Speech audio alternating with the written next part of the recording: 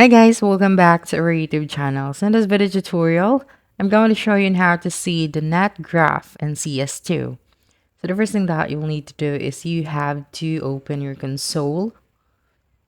Okay, so just open your console and then just type out CL underscore show FPS space 1. Then as you can see at the top, this one, the red one, this is the net graph of your CS2.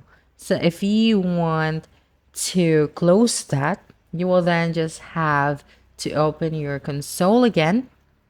Okay, I'm sorry, but we cannot resize that one. And then just type out CL underscore show FPS space 0. And the net graph will disappear from your screen. Okay, so that's it.